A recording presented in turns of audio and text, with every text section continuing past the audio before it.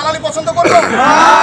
এই আপোষ না সংগ্রাম, দালালি না রাজপথ।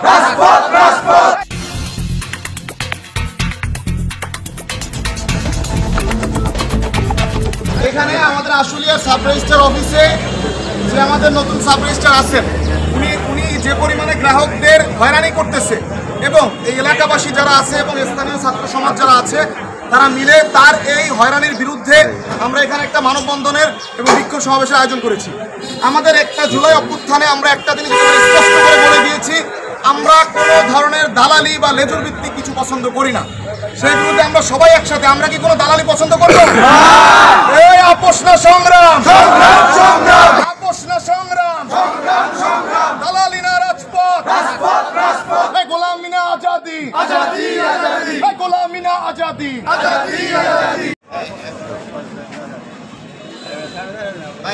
মানববন্ধনের আয়োজন করেছে। আমি পরিচয় দিই, আসসালামু আলাইকুম, আমি তুহিন, গণঅভ্যুত্থানের ঢাকা জেলা উত্তরের একজন কর্মী এবং আমরা যে জন্য আজকে এখানে মানববন্ধন কর্মসূচি পালন করতেছি এর অন্যতম কারণ হচ্ছে এখানে যে আশুলিয়া সাব রেজিস্ট্রার অফিসের যে রেজিস্ট্রার উনি হচ্ছে ওনার বিরুদ্ধে বেশ আমরা দুর্নীতির অভিযোগ পেয়েছি এবং শুধু ওনার বিরুদ্ধে না, আমরা এমন অভিযোগ পেয়েছি যে সাব রেজিস্ট্রার অফিসের দেয়ালটা নাকি হেলান দিলেও সেখানে টাকা দিতে হয়। আমরা এই ধরনের অভিযোগ এখানে পেয়েছি। তো আমরা চাচ্ছি এই জুলাই গণঅভ্যুত্থানের পরে যে এত রক্তের বিনিময়ে যে আমাদের এই স্বাধীনতা, আমরা দ্বিতীয় স্বাধীনতা পেয়েছি, সেখানে আমরা কোনো ধরনের এই দালাল এবং দুর্নীতিবাজদের ঠাঁই আমরা এই ধরনের সরকারি অফিসে দেখতে চাই না।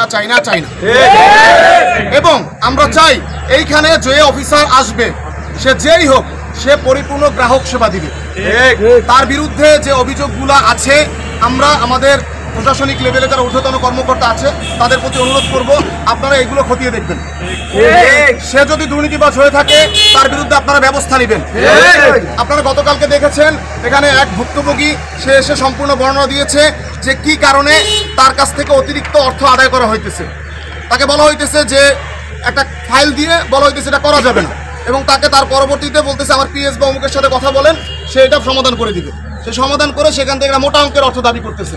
আমরা এই ধরনের দালাল যুক্ত যে সাব রেজিস্ট্রার অফিস দেখতে চাই না।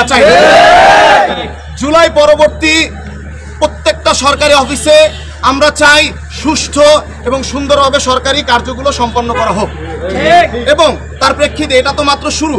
আমরা সাভার আশুলিয়াবাসী স্পষ্ট করে বলে দিতে চাই, সাভার আশুলিয়া প্রত্যেকটা সরকারি অফিসে আমরা যদি এই ধরনের কোনো অভিযোগ পাই আমরা সাভার আশুলিয়াবাসী কিন্তু এখানে কোনো ধরনের ছাড় দিব না।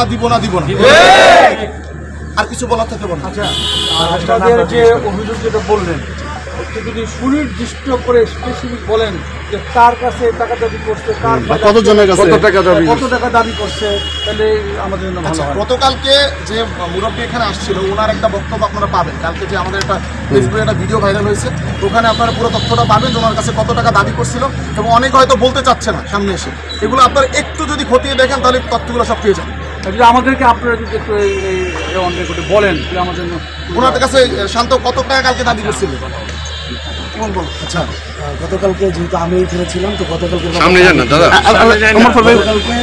এটা যিনি আসছেন আমাদের কাছে প্রথম যে উনি হচ্ছে একটা মানে ওনার যে দলিল এবং সেই দলিলে হচ্ছে কিছু নাম্বার লিখে দেয়, মানে যেটা হচ্ছে সরকারি নাম্বার, আমরা অত ভালো বুঝি না, যেটার মানে হচ্ছে যে ওনার 12 লাখ টাকার একটা দলিলে মোটামুটি 4,80,000 টাকা ট্যাক্স দিবে, মানে ওনার হিসাবে আছে। এখন ওই লোকের কথা হচ্ছে যে 12 লাখ টাকার একটা দলিলে 4,80,000 টাকা ট্যাক্স দিলে তাইলে আমি মানে এই দলিলটা আমার মানে জমি নেওয়ার লাভ কি আর এই জমি কিনে আমার কি হবে, জমির দাম তো অনেক উঠতে চলে যাবে। তো উনি যখন এই ব্যাপারে বলে যে স্যার এত তো ট্যাক্স হওয়ার কথা, তখন বলছে আপনারা বুঝিয়ে দেবে ভালো করে, আমার হচ্ছে সাইডে পিএ আমার যে পিএ আছে ওনার সাথে কথা বলেন, উনি বুঝিয়ে দেবেন। দেন ওনার সাথে কথা বলতে গেলে জানতে পারে যে 20,000 টাকার যে হচ্ছে ইয়াটা দিতে হয় ট্যাক্সটা, সেটা 80,000 টাকা উনি দাবি করছে যে উনি সরকারিভাবে দিয়ে দিবে, 80,000 টাকা ওনাকে দিয়ে দেবে। এর বেশি ওই 4,80,000 5 লাখ টাকা দেওয়ার দরকার নাই, শুধু 80,000 টাকা দেন, আমি ওটা সরকারি যা খরচ আছে সেটা আমি। এই হচ্ছে ওই ভিকটিমের নাম কি? ভিকটিমের নাম আমি সঠিক বলতে পারবো না, বাট ওনার যে ভিডিও ফুটেজটা ওইটা আমার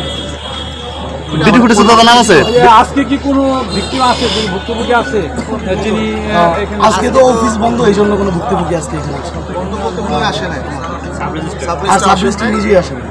জন্য অফিসে কার্যক্রম আর কি চলমান নেই। ওই ঘটনা স্যার আর কোনো স্পেসিফিক কোনো অভিযোগ আছে তার বিরুদ্ধে? আর কোনো গতকাল specific যখন আমরা ওনার সাথে কথা বলি, তো উনি আমাদেরকে, আমরা সরাসরি বলি যে আপনার নামে কেন আগামীতে নিউজ করা হয়েছিল। উনি বলে কি যে 500 টাকা দিলে আমার নামে অনেক নিউজ হয়, এখন নাকি আপনারা 500 টাকার বিনিময়ে নিউজ করেন। এটা সরাসরি যমুনা টিভিকেই বলা হয়েছে। আমরা যখন বলি যে আপনি যমুনা টিভিতে আপনার নামে নিউজ করছে, ভাই 500 টাকা দিলে তো অনেক নিউজ হয়, তার মানে কি আপনার 500 টাকার বিনিময়ে নিউজ করেন। আর তারপরে যখন ওনার সাথে আমরা ছাত্র সমাজে কথা বলতে চাই এবং ওনাকে সসম্মানে আমরা বাহিরে বাড়ি করি, এটা নিয়ে উনি পরবর্তীতে কথা তোলে যে আমরা নাকি ওনাকে অনেক হেনস্থা স্বীকার করছি। আমরা চাই যে এই সাব রেজিস্ট্রার অফিসটা এটা দুর্নীতি মুক্ত, এটা সাব রেজিস্ট্রার অফিস হোক, যেখানের মধ্যে গ্রাহকরা এসে তাদের সুবিধা নিতে পারে সুন্দরভাবে। এবং ওনার নামে আরো কিছু allegation, আমি হচ্ছি সদস্য সচিব সিটি ইউনিভার্সিটি বৈষম্য ছাত্র আন্দোলন। আর ওনার নামে আরো কিছু allegation ছিল, যে পরিচয় একটু দেন। আহ্বায়ক বৈষম্যবিরোধী ছাত্র আন্দোলন সিটি নামটা নামই ইমন নাম ভাই শান্ত। শান্ত। আচ্ছা, ফেসবুকে আমরা দেখলাম যে মানে আপনাদেরকে নিয়ে এরকম মন্তব্য করছে যে 500 টাকা হলে ছাত্র ভাড়া করে পাওয়া যায়, এরকম কোনো ঘটনা আছে কি? এটা উনি মন্তব্য করছে, উনি নিজেই মন্তব্য করছে যে আমাদেরকে এলাকাবাসী ভাড়া করে আনছে 500 টাকার বিনিময়ে। বরঞ্চ ওনাকে আপনার পদটা কি একটু আবার বলুন তো? আহ্বায়ক বৈষম্যবিরোধী ছাত্র আন্দোলন বৈষম্যবিরোধী ছাত্র আন্দোলনের তো কোনো পদ এখন বেরোয় না। এখন আমাদের এনসিপি আর গণতান্ত্রিক ছাত্র সংসদ। আপনার তাহলে ভুল ধারণা। আমরা সম্মিলিত প্রাইভেট ইউনিভার্সিটি, আমাদের প্রাইভেট ইউনিভার্সিটির কেন্দ্রীয় হিসেবে আমাদের কমিটি দেওয়া হয়েছে, যে কমিটির মধ্যে আমি সদস্য সচিব মোহাম্মদ শান্ত সিটি ইউনিভার্সিটি, এবং আমাদের হচ্ছে আহ্বায়ক সৈয়দ হিমন, উনি হচ্ছে আহ্বায়ক সিটি ইউনিভার্সিটি। আপনার এনসিপির আন্ডারে না, আমরা এনসিবি আন্ডারে না। আচ্ছা, একটু যদি আমি বলি, তুমি ভাই একটু ধরেন। একটু যদি আমি বলি যে ওনারা বললো যে ভাই যে প্রশ্নটা করলো এটা নিয়ে আমি একটু কথা বলি। 500 টাকার বিনিময়ে নাকি ছাত্ররা 500 টাকার বিনিময়ে নাকি ছাত্রদের পাওয়া যায়। ভাই একটু ব্যাপারটা আমরা ক্লিয়ার করি, যদি 500 টাকার বিনিময়ে ছাত্রদের নেওয়া যেত তাহলে এই যে সাইফুলের যে 1000 কোটি টাকা ছিল, ঠিক আছে, সাইফুল আমাদের তাহলে ভাড়া করে রাস্তা থেকে এমনি সরাই দিয়ে দিতে পারত। এত মানুষ বাই পেলে জীবন দিত না এবং মারা যেত না, আপনারা জানেন। আমি একটা কথা বলতে চাই যে এই দুর্নীতি অন্যায়ের বিরুদ্ধে ছাত্র সমাজ এখনো সোচ্চার আছে এবং থাকবে। তাদেরকে টাকা দিয়ে কিনতে পারবেন না, টাকা দিয়ে ছাত্রদেরকে কিনতে পারবে, এটা আমি আজকে স্পষ্ট করে আপনাদের সাথে ক্লিয়ার করে দিই। একটা জিনিস, আপনারা ওনার এই অভিযোগ এবং অনিয়মের বিরুদ্ধে ওনাদের ঊর্ধ্বতন কর্মকর্তাদের জানাইয়েছি, কোনো অবহিত করছেন কিনা? আচ্ছা, আমরা হচ্ছে গিয়া এখানে ইউনো মহোদয়কে জানানো হয়েছে, যেহেতু উপজেলার দায়িত্ব উনি বর্তমানে সবকিছু প্রশাসনিক কর্মকর্তা, ওনাকে জানানো হয়েছে। ডিসি মহোদয়কে হয়তো জানানো হয়নি, তাকে আমরা জানিয়ে দেবো।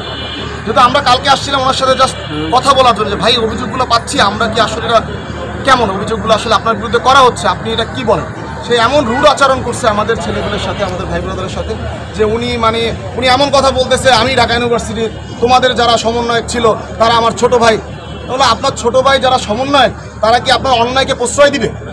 তখন উনি চুপ। যেই হোক, অন্যায়কে আমরাও প্রশ্রয় দিব না, কেউই প্রশ্রয় দিব না। অন্যায়ের বিরুদ্ধে আমাদের অবস্থান সবসময় পরিষ্কার, যে অন্যায়কারী সে অন্যায়কারী, সে যে কোনো দল, সরকারি কর্মকর্তা যে হোক, যে অন্যায়কারী সে অন্যায়কারী। ঠিক আছে, ধন্যবাদ, ভালো থাকবেন সবাই।